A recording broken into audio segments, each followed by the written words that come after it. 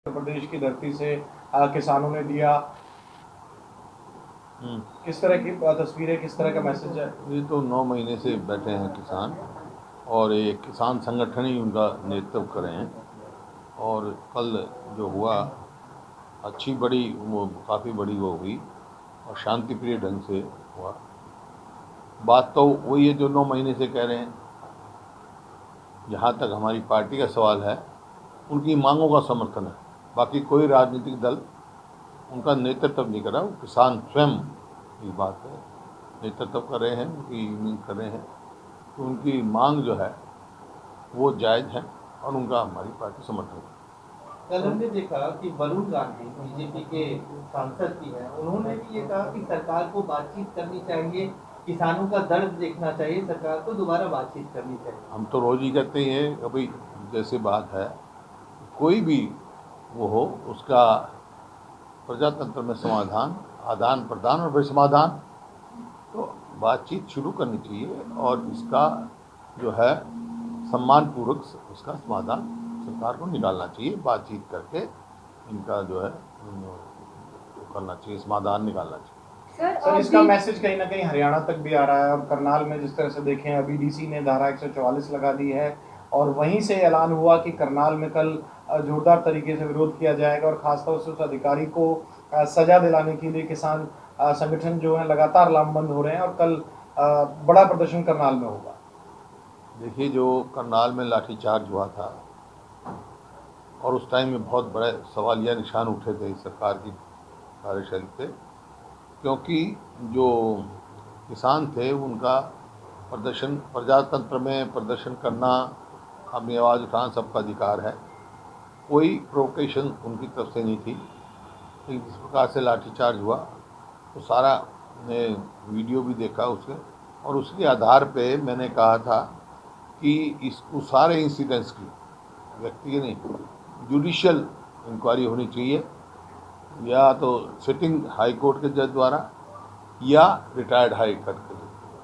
Sir, BJP के minister Anurag Thakur ने एक बयान दिया है, कहा है उन्होंने प्रोटेस्टिंग फार्मर से ये पूछा है कि 2 साल से कोई मंडी तो बंद नहीं हुई है, बातचीत से चीजें सॉल्व आउट हो सकती है, मंडी तो हम 2 साल से बंद नहीं हुई है। कैसे देखते हैं इस बयान को सर? आपने उनने कहा मंडी तो बंद नहीं हुई, लेकिन कानून भी वह भी लागू नहीं हुए हैं। सवाल तो ये है कि उनमें एमएसपी का है उनकी मांग। मैंने पहले भी एक बार ट्रिब्यून में ये लिखा था जब ये 3 कानून लेकर आए, तो ये मंडी का सवाल नहीं है। यहाँ हरियाणा पंजाब में तो हर 10 किलोमीटर पर मंडी है, वहाँ एमएसपी का प्रावधान है। लेकिन जो नए कानून में प्राइवेट मंडी बनेगी उन पर लागू नहीं होता। जो टैक्स इन मंडी में देना पड़ता है वहाँ उन पर टैक्स लगा। ये कई मामले हैं। सवाल बेसिक बात वही आती है कि एमएसपी की। अब बिहार में यहाँ तो 10 किलोमीटर पर मंडी है, बिहार में तो 100 किलोमीटर पर नहीं है, तो लॉजिस्टिक कॉस्ट इतनी पड़ती है किसान को, उसको सस्ते में बेचना पड़ता है। इस वास्ते एमएसपी की जो उनकी मांग है, उसकी जायज़ मांग हम उस समर्थन कर रहे हैं कांग्रेस पार्टी। कल जो महासम्मेलन किया गया मुजफ्फरनगर में, वो तो हो गई बात। नहीं, उसमें एक सवाल उसमें ये है सर कि वहाँ लगातार इस बात को लेकर आमराय बनाने की कोशिश की जा रही थी कि केंद्र की सरकार को और बीजेपी की सरकार को उखाड़ फेंकना है। एक तरफ वो कहते हैं कि राजनीतिक नहीं है, फिर ये राजनीतिक बयानबाजी वहाँ क्यों होती है? उनका मेरे को जवाब थोड़ी देर तो उनसे पूछो आप। मैं तो जो क्योंकि कोई राजनीतिक दल उसका नेतृत्व नहीं कर रहा, ना कोई राजनीतिक पार्टी का नेता वहाँ जा रहा है, ना किसी को बुला रहे, वो किसान स्वयं कर रहे हैं। लेकिन ये जो है, जैसा आपने कहा कि मांग का सवाल जहाँ तक है, मैं बार बार ये कह चुका कि सरकार को चाहिए उनसे बातचीत शुरू करें और सम्मानपूर्वक इसका समाधान निकालें।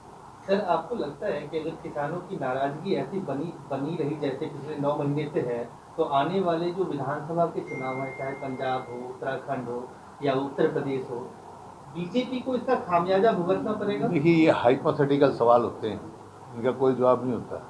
तो आपका हाइपोथेटिकल सवाल है किसानों की इस नाराजगी का। मैं तो अब किसानों की नाराजगी कब तक है, क्यों है? हम कह रहे हैं उनकी मांग जायज़ है, उनका समर्थन कर रहे हैं, ये तो समय बताएगा। अब हाइपोथेटिकल सवाल क्या विधानसभा में होगा, क्या पार्लियामेंट में होगा, चुनाव आएंगे, उससे पहले माहौल बनेगा। पंजाब में कांग्रेस आएगी। सर एक सवाल हरियाणा से जुड़ा हुआ है, जो आरक्षण जेजेपी अपने घोषणा पत्र के वादे के साथ कहती है कि कानून बन गया, लेकिन वाणिज्य मंत्री के साथ भी मुलाकात होती है पिछले दिनों, अभी कल मुख्यमंत्री और उप मुख्यमंत्री को, उसके इम्प्लीमेंटेशन में रोजगार मेले लगाए जाने की बात होती है, इम्प्लीमेंटेशन नहीं देखने को मिल रहा था। देखिए, जो जो वो लेके आए हैं, ये जिसकी इम्प्लीमेंटेशन की बात कर रहे हैं, वो तो हरियाणा के युवाओं के साथ धोखा है, क्योंकि इन्होंने ये कहा कि भाई हम 75% जो है हरियाणियों को देंगे, और डोमिसाइल की कंडीशन बदल दी। किसी भी प्रदेश में 5 साल का डोमिसाइल नहीं है, 15 साल का डोमिसाइल था, उसको घटा के 5 साल कर दिया। हरियाणा एक ऐसा प्रदेश है जहाँ 2 डोमिसाइल हैं, 15 साल और 5 साल। तो 5 साल जब तो लगे हुए हैं कि हरियाणवी जो नौजवानों के साथ तो ये मजाक किया है। दिल्ली में आकर मिलना और जो केंद्रीय मंत्री हैं, सिर्फ मैं कह रहा हूँ लोगों को वो गुमराह करने की बात कर रहे हैं, जब इसमें है ही नहीं। अब 2 मिसाइल या तो हम तो असेंबली में कहा था 15 साल, क्यों इन्होंने 5 साल किया? इसका मतलब हरियाणा के युवाओं के लिए नहीं है, ये तो ऐसे ही है, सभी के लिए है। सर, हरियाणा बेरोजगारी दर में नंबर 1 पोजीशन पे आया है, आप इसे कैसे देखते हैं? वहाँ के जो युवा हैं, बेरोजगारी में नंबर 1 है पूरा हरियाणा में। जी सर। क्योंकि कोई सरकार ने रोजगार देने का काम नहीं किया, बल्कि सरकारी नौकरियां भी लगाई है, इन्होंने हटाई हैं। जो नई इन्वेस्टमेंट कोई नहीं आ रही। जो प्रदेश 2014 में प्रति व्यक्ति आय और प्रति व्यक्ति निवेश में नंबर 1 था, आज फिसल गया अपने स्थान से। इन्होंने बड़े बड़े इवेंट मैनेजमेंट की गवर्नमेंट है ये हरियाणा में। इवेंट मैनेजमेंट जानते हैं बस, और कुछ नहीं जानते। एक इवेंट किया गुड़गांव में, हैपनिंग इन हरियाणा के नाम से, और उस टाइम कहा कि 5 लाख या पता नहीं 6 लाख की इन्वेस्टमेंट MOU हो गए हैं। वो आज तक 6,000 की भी नहीं हुई। तो ये आपके सामने जब तक इन्वेस्टमेंट नहीं आएगी, जो ऑलरेडी इंडस्ट्री है फरीदाबाद में, सबसे ज़्यादा फरीदाबाद से बेरोजगारी सबसे ज़्यादा हुई, क्योंकि ऑलरेडी जो इंडस्ट्री थी वही छोड़ के चले गए, बंद हो गए कारखाने। सर इसी से जुड़ा हुआ सवाल ये है कि आखिरकार बेरोजगारी की दर मानी क्या जाए प्रदेश में, क्योंकि सरकार जो मौजूदा सरकार है वो साफ तरह से CMI के आंकड़ों को दरकिनार कर देती है और मना करती है कि ये तो कांग्रेस फंडेड एक एजेंसी है और खुद ही आंकड़े निकालती है। अब ये जो इनकी बात कह रहे हो आप, उप मुख्यमंत्री का ट्वीट है 2019 का, उसमें CMI के आंकड़े दे रखे हैं कि हरियाणा इतना हो गया। जब तो ठीक थे, आज वहाँ मतलब वो हो गए, तो अब CMI गलत हो गई। एक स्टैंड होना चाहिए। सर उपचुनाव की जो उम्मीद की जा रही थी प्रदेश में खास तौर से, अब चुनाव आयोग का जो नोटिस जारी हुआ है, 3 विधानसभा सीटों पर चुनाव है, हरियाणा का इलाहाबाद सीट उसमें नहीं है। उस लेटर में भी साफ तौर से रिकमेंडेशन अगर देखी जाए तो चीफ सेक्रेटरी की तरफ से है, और कहा कि अभी हालात ऐसे नहीं हैं, और जो त्योहार सीजन है, त्योहार सीजन मतलब दिवाली के आसपास से पहले चुनाव संभव नहीं है हरियाणा के एक उपचुनाव सीट के लिए। चुनाव संभव क्यों नहीं है भाई? कोविड का है, कोविड की वो अपनी आगे एक बाई इलेक्शन कोई बड़ी बात नहीं है। उसकी जितने भी कोविड की अपने आप की वो हों, पैरामीटर्स हों, उसको मान्य रखो। सरकार से बच रही है, ऐसा ही लगता है। पंचायतों के चुनाव से भी बच रही है, विधानसभा के चुनाव इस बहाने से पंचायत के चुनाव भी गए। जो ये कह रहे थे हम इस महीने में कर देंगे, इसमें उसमें हो जाएंगे, इसी में है। कोविड में ही बड़ौदा का कैसे हो गया बाई इलेक्शन, और कॉरपोरेशन का सोनीपत का कैसे हो गया, और कॉरपोरेशन का आपका पंचकुला कैसे हो गया। तो ये आप देख रहे हैं। तो स्थिति तो पता नहीं किस मोर्चे की बात कर रहे हैं।